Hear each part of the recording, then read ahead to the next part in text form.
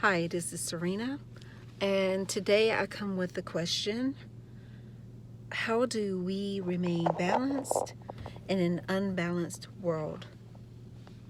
This is take 3, the third attempt I've made at trying to make this video. So whatever happens this time, whatever interruptions, it doesn't matter. I'm going to roll with it. So let's get started.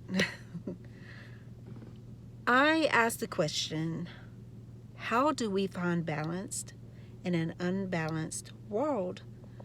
Because we, on one end of the spectrum, are spiritual beings, given our thoughts and our praise and our faith in things that are unseen.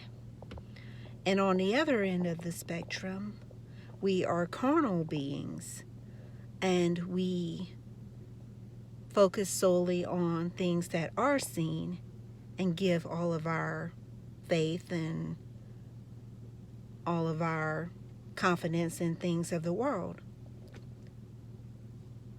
Either way, as long as we are both, as long as we are of the spirit and of flesh, we're neither right or wrong in our thoughts. It's just that we have to find a balance in being able to remain both in a physical world. We do not want to put too much emphasis on the things of the world while forsaking the things of the spirit. And we do not want to put all of our emphasis on things of the spirit without acknowledging our fleshly, our carnal selves, and while neglecting our carnal selves, because then we will not be able to maintain our physicality, our spiritual selves in our bodies that we are currently in. So both are important, and we have to find a way to balance both. What really sparked interest in this conversation today is a few things. One was Bible study from this past week, which was Romans chapter 7. And Romans chapter 7 is a story with Paul addressing the Roman church, asking them, how is it that we as spiritual beings, how do we function in a physical world without forsaking the things of the spirit? And then, of course, saying that the things that he wants to do or that he has intentions to do, he do not do because the flesh takes over and it takes authority. And is that not the case with most of us?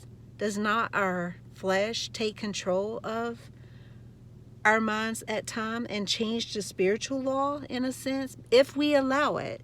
It does not make it right, because the spiritual law is the only law and is the only true law. However, the carnal law, or the things of the world, is the things that deceive the things of the spirit.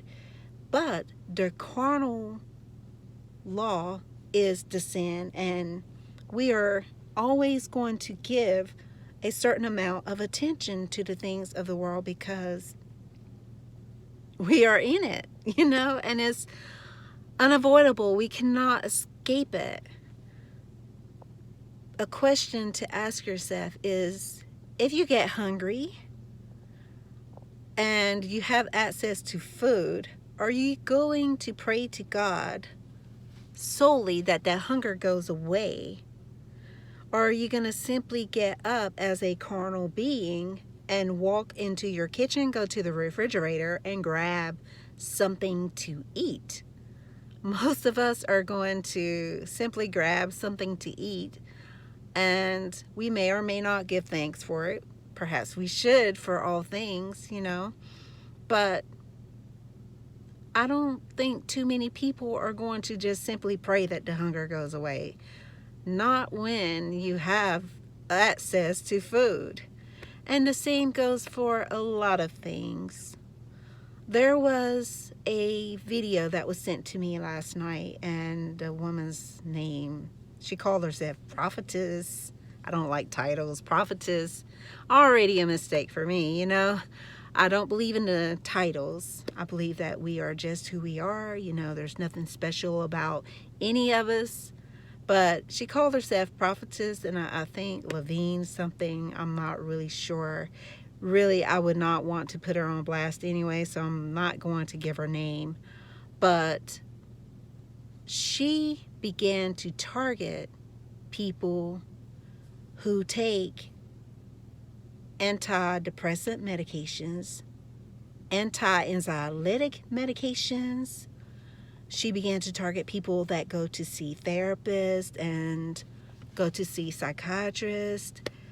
And she went so far as to say that these people have no faith. And she also began to target people that go to see tarot card readers. Okay, when you look at what she was saying, using a scale which would balance one end of the spectrum, which is the law of spirituality, and the other end of the spectrum, which is the things of the flesh, or the carnal selves, you know, our carnal beings or our carnal lives, anything that pertains to physicality and the things of the world, then she was neither right or wrong in what she was saying. It's just that she was on the spiritual end of the spectrum and not looking at our physicality and our spirit, our what we go through as physical beings. Her statement was towards people who obviously are suffering, and their main focus while they are suffering is to find some sort of comfort and peace in an unsturdy world. You know, and we all go through suffering because we are all, you know, put here in an unbalanced world where we will continue to be at war.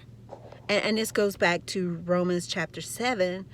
The real war is your spirit against your own flesh. But in this case, it's bad enough that we are already at war with ourselves, our own spirits against our own flesh. But then you have people who do not acknowledge that you're already at war, and they begin to war against you or others. You know, and she was judging other people because they were seeking help. And again, I say that she was neither wrong or right in her thought process, because we as humans do put too much emphasis on the things of the world, and we do put too much faith into humanity and into the things of flesh or the physical world to make us, to provide comfort to us, when we should seek comfort from within, and we should seek answers from within. However, the things of the spirit are just that, and the things of the world are the things of the world. If you have a headache, yes, you can pray that your headache goes away, and sometimes that may work for you depending on your level of faith and depending on what gave you the headache in the first place, because there might have been some sort of distorted thought process that you were having that was bringing discomfort to you that brought on the headache. And the same goes with other illnesses. Most illnesses do start with some distortion in or some disease of our mind, and then it spills over into our flesh form. So she was right, but then she was wrong in the sense that you cannot tell another human being what they should or should not do when they are suffering and you are not the one suffering for them. People want comfort. People are tired of feeling discomfort all the time. So it is not wrong for people to seek help outside of themselves. It's not wrong for people to seek help in the form of counsel or to take something for anxiety or depression. And oftentimes, people will do this in conjunction with exercising and expanding their faith. Sometimes, when people are suffering in flesh, it takes them further away from God because they feel forsaken by God. So it goes both ways. We do not want people to suffer. However, we don't want people to put too much faith on medicines.